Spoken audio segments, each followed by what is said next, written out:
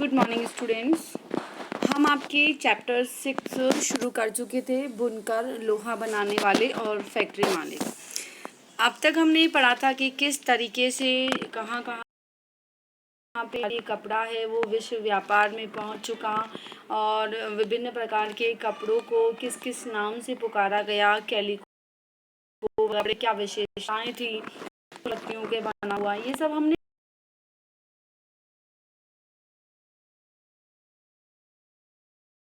पढ़ ली थी। इसकी क्या डिमांड थी, वहाँ के व्यापारियों को क्या नुकसान हो रहा था, वो हम पढ़ेंगे।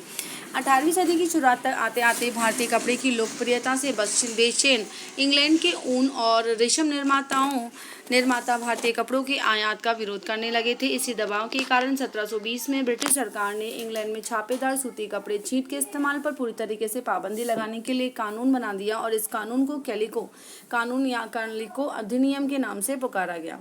देखो बच्चों, जब भारतीय कपड़े की डिमांड बढ़ने लगी, सब तरफ भारतीय कपड़े की ही डिमांड थी, तो जो वहाँ के इंग्लैंड के जो व्यापारी थे ना, जिनका ऊनी कपड़ा और रेशमी कपड़ा हुआ करता था, उस कपड़े की डिमांड पूरी तरीके से ख़त्म हो गई थी और वो परेशान होने लगे थे और उन्होंने हमारे भारतीय कपड़े का विरोध किया और परिणाम स्वरूप एक कानून बनकर आया जिसमें उसे नाम क्या दिया गया, कैलिको नाम दिया गया, जिसमें पूरी तरीके से पाबंदी लगा दी थी कि छापेदार सूती जो छीट का कपड़ा है ना, उस पर उसका इस्तेमाल नहीं किया जाएगा। ठीक है, तो यहाँ पे कैलिको, अगर हमने आपको याद हो तो हमने कैलिको पढ़ा था कि जो कोलकाता पे मिलता है वो कपड़ा कोलकाता के कैलिको के नाम से पुकारा गया था, है ना।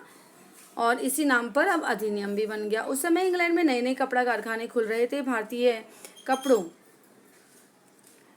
भारतीय कपड़ों के सामने लाचार अंग्रेज कपड़ा उत्पादक अपने देश में भारतीय कपड़ों के प्रवेश पर पूरी पाबंदी चाहते थे ताकि पूरे इंग्लैंड में केवल उन्हीं का कपड़ा बिके। इस क्रम में इंग्लैंड की सरकार ने सबसे पहले कैलोरी संरक्षण में विकसित किया। अब सफेद मलमल या बिना मांड वाले कोरे भारतीय कपड़े पर इंग्लैंड में ही भारतीय डिजाइन छापे जाने लगे। भारतीय कपड़ों के साथ इस होड़ की वजह से इंग्लैंड में तकनीकी सुधारों की जरूरत दिखाई देने लगी। परिणाम स्वरूप 1764 में जॉन के ने 1764 में स्पिनिंग जैनिंग का आविष्कार किया। देखो, ये स्पिनिंग जैनिंग बेटा मशीन होती है कपड़ा बनाने की, जिसमें बहुत सारा काम एक साथ शुरू किया जा सकता है। और इसका आविष्कार किसने किया? जॉन के ने। 1764 में रिचर्ड आर्कराइट ने भी वाष्प इंजन का आविष्कार किया था। ये दोनों ही मोस्ट हैं। एक तो 1764 में स्पिनिंग जैनिंग ने आविष्कार किया था, ठीक है, स्पिनिंग जैनिंग का आविष्कार किया जॉन के ने, और 1786 में रिचर्ड आर्कराइट ने वाष्प के इंजन का आविष्कार किया। सूती कपड़े की बुनाई को क्रांतिकारी रूप से बदल दिया। अब बहुत सारा कपड़ा बेहद कम कीमत पर तैयार किया जाता था। इसके बावजूद दुनिया के बाजारों पर भारतीय कपड़े का दबदबा 18वीं सदी के आखिरी तक भी बना रहा। डच, फ्रेंच, ब्रिटिश व अन्य यूरोपीय व्यापारी कंपनियों ने इस व्यापार से बेहिसाब मुनाफा कमाया, मतलब लाभ कमाया। ये कंपनियां भारत आकर चांदी के बदले क्या ले करती थी? सूती और रेशमी वस्त्र, रेशमी कपड़े खरीदा करती थी। लेकिन बंगाल में क्या हुआ था? बंगाल में जो सत्ता थी वो पूरी तरीके से अंग्रेजों के पास आती थी और अब जो पूरा राजस्व, उस पर अधिकार किसका हुआ? अंग्रेजों का अधिकार हो गया।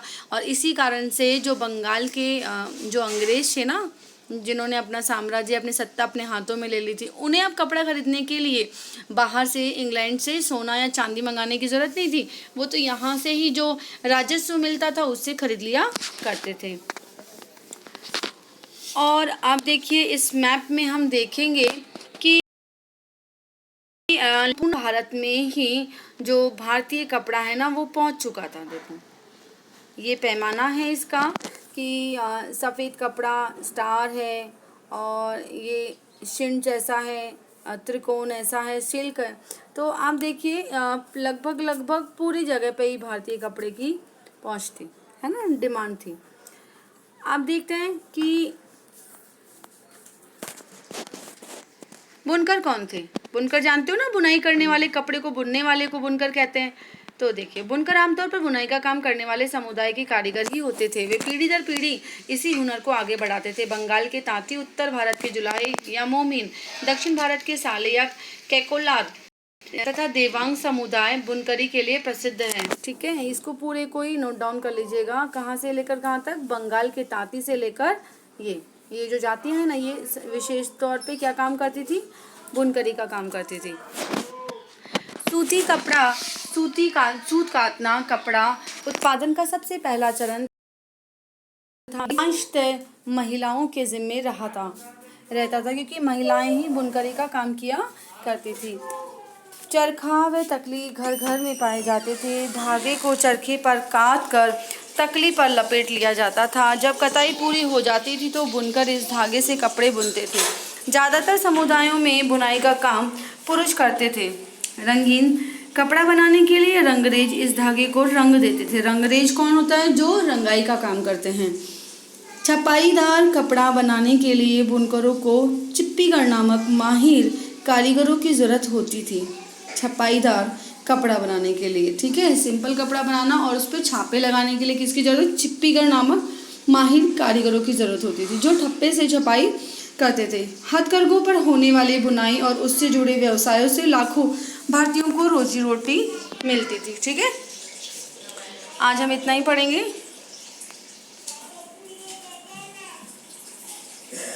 आपको ये जो मैंने मेन जो हेडलाइंस करवाई है आपको नोट डाउन करना है। ओके स्टूडेंट्स, और आई होप आप सब ने वर्क भी कर लिया होगा, तो चेक करवा दीजिएगा आप सब लोग वर्क। वैसे 8th क्लास में बहुत कम बच्चों का वर्क आ रहा है, और इसका रीज़न या तो आपको समझ में नहीं आ रहा है, समझ में नहीं आ रहा तो आप मेरे से पूछते भी नहीं हो। बेटा जो भी रीज़न है वर्क तो करना ही है ना, तो आप लोग मुझे कॉपी चेक करवाइए टाइम से।